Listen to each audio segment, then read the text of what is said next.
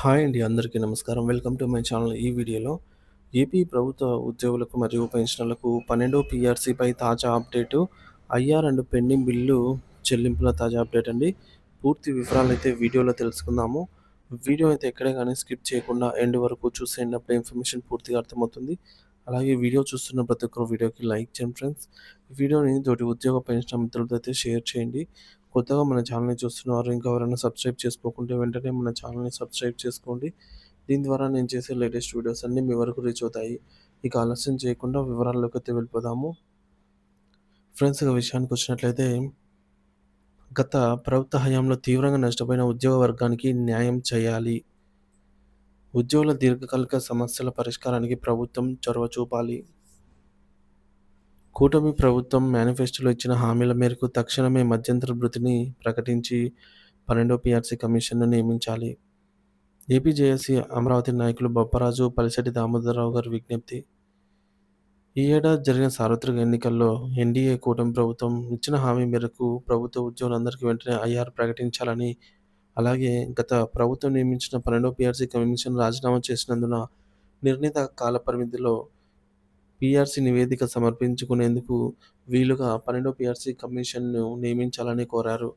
గత ప్రభుత్వ హయాంలో ఉద్యోగులు, పెన్షనర్లు తీవ్రంగా నష్టపోయారని, ప్రధానంగా 11వ రివర్స్ పీఆర్సీ ద్వారా గతంలో సంపాదించుకున్న రాయితీలు కూడా కోల్పోయామని ఉద్యోగులు కోరుకున్న కూటమి ప్రభుత్వం అధికారంలోకి వచ్చినందున ఉద్యోగ వర్గమంతా ఎన్నో ఆశలతో ప్రభుత్వంపై పెట్టుకున్నారని, ఉద్యోగుల ఆశలకు అనుగుణంగా సమస్యల పరిష్కారం దీర్ఘకాలికంగా పరిష్కారం కాని ఆర్థికేతర సమస్యల పరిష్కారానికి ప్రభుత్వం వెంటనే ప్రత్యేక చొరవ తీసుకొని సమస్యలను పరిష్కరించే దిశగా చర్యలు తీసుకోవాలని AP JAC Amaravati chairman Bopparaju Venkateswarlu, state secretary general Palisetti Damodara Rao గారు, స్టేట్ అసోసియేషన్ చైర్మన్ పనిఫేర్ రాజు, అలాగే రాష్ట్ర కోశాధికారి కనకపర్తి సంగీతరావు ప్రభుత్వానికైతే విజ్ఞప్తి చేశారు.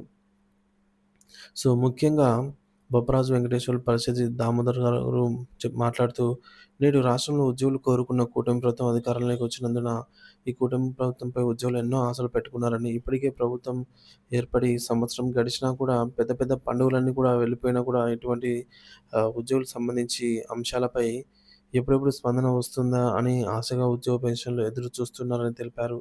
అయితే ప్రభుత్వం ఎన్నికల్లో ఇచ్చిన హామీ మేరకు ప్రభుత్వం ఏర్పడిన నాటి నుంచి ఉద్యోగులకు ప్రతి నెల జీతాలు, పెన్షన్లను 1వ తేదీన చెల్లిస్తూ ఉద్యోగుల మనోభావాలను, ఆత్మాభిమానాన్ని కాపాడుకునేందుకు ముందుగా ఏపీ జేఏసీ అమరావతి తరపున హర్షం వ్యక్తం చేశారు. ఇప్పటికే తీవ్ర ఆందోళన చెందుతున్న ఉద్యోగుల మనోభావాలను గౌరవనీయులైన ముఖ్యమంత్రి గారి దృష్టికి తీసుకెళ్లాల్సిన బాధ్యత నాయకులుగా మా మీద ఉన్నందున ఇటీవల గౌరవ ముఖ్యమంత్రి గారి కార్యాలయం ముఖ్య కార్యదర్శి ముద్దాడ రవిచంద్ర ఐఏఎస్ గారిని కలిసి డిమాండ్లను ప్రధానమైన సుమారు 18 అంశాలను వారికి సవివరంగా వివరించి, ప్రతి అంశంపై లిఖితపూర్వకంగా ఏపీ జేఏసీ అమరావతి పక్షాన లేఖలు కూడా అందజేయడం జరిగింది. అందులో భాగంగా గత దశాబ్దాలుగా వస్తున్న సాంప్రదాయానికి, పద్ధతికి గత ప్రభుత్వం గండి కొట్టి కనీసం ఎన్నికల ముందైనా ఐఆర్ ప్రకటించకుండా సాధారణ ఎన్నికలకు వెళ్ళినందున ఇప్పటికే 15 మాసాల కాలాన్ని ఉద్యోగులు కోల్పోయినందున, మరియు ఎన్నికల ముందు కూటమి ప్రభుత్వం ఇచ్చిన హామీ మేరకు తక్షణమే మధ్యంతర భృతి ఐఆర్ ప్రకటించి 12వ పీఆర్సీ కమిషన్‌ను వెంటనే నియమించాలని కోరారు. పెన్షనర్ల సమస్యలు 2014-19లో గత తెలుగుదేశం ప్రభుత్వ హయాంలో సంపాదించుకున్నటువంటి అడిషనల్ క్వాంటమ్ ఆఫ్ పెన్షన్‌ను గత ప్రభుత్వం కోత వేసి 11వ రివర్స్ పీఆర్సీలో తగ్గించినందున ఈ ప్రభుత్వం తిరిగి పాత స్లాబ్‌లను పునరుద్ధరించి రాష్ట్రంలో ఉన్న సుమారుగా 4,00,000 మంది పెన్షనర్లకు న్యాయం జరిగేలాగా చూసి వృద్ధులను ఆదుకోవాలని కోరారు. ఉద్యోగుల హెల్త్ కార్డులు, ఈహెచ్ఎస్ కార్డు. గత 10 సంవత్సరాలుగా పూర్తి జబ్బుతో పనిచేయకుండా పోయినటువంటి ఉద్యోగుల పెన్షనర్ల హెల్త్ కార్డులు తిరిగి పనిచే పనిచేసేలాగా తగు చర్యలు తీసుకోవాలని, ఈహెచ్ఎస్ స్కీమ్ కోసం ప్రతి నెల మా జీతాలు, పెన్షన్లలో డబ్బులు రికవరీ చేసుకొని కూడా ఎవరికీ ఉపయోగకరంగా ఈ యొక్క హెల్త్ స్కీములు లేనందున తక్షణ చర్యలు చేపట్టి ఈ స్కీమ్ ప్రధాన ఉద్దేశమైనటువంటి క్యాష్‌లెస్ ట్రీట్మెంట్ ప్రతి ఉద్యోగ పెన్షనర్‌కు జరిగేలాగా చర్యలు తీసుకోవాలని విజ్ఞప్తి చేశారు. మహిళా ఉద్యోగులకు కేంద్ర ప్రభుత్వ మహిళా ఉద్యోగులతో సమానంగా చైల్డ్ కేర్ లీవ్స్.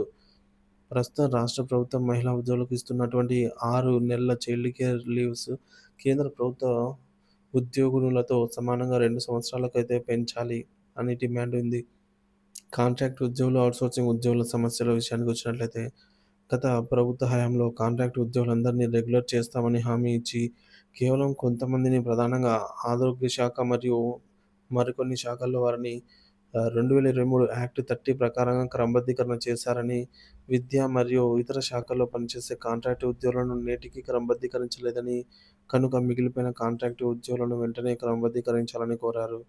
అలాగే రాష్ట్రంలో రెగ్యులర్ ఉద్యోగులతో పాటు సమానంగా పనిచేస్తున్నటువంటి సుమారు 1,00,000 మంది ఔట్‌సోర్సింగ్ ఉద్యోగులు ఆప్కాస్ కార్పొరేషన్ ద్వారా జీతాలు పొందుతున్నారు. ఇంకా ఆప్కాస్‌లో లేకుండా సుమారు 1,00,000 మంది ఉద్యోగులు కాంట్రాక్ట్ ద్వారా జీతాలు పొందుతూ మోసపోతున్నారు.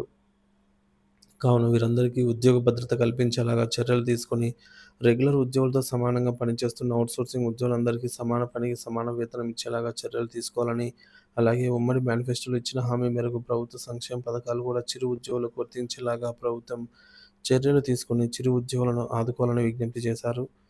ఉద్యోగ పెన్షనర్లకు చెల్లించాల్సిన బకాయిలు.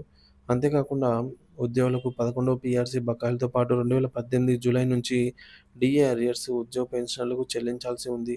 అంతేకాకుండా ఇప్పటివరకు పదవీ విరమణ చేసిన తర్వాత వచ్చే బెనిఫిట్స్ కూడా సకాలంలో రాలేదు.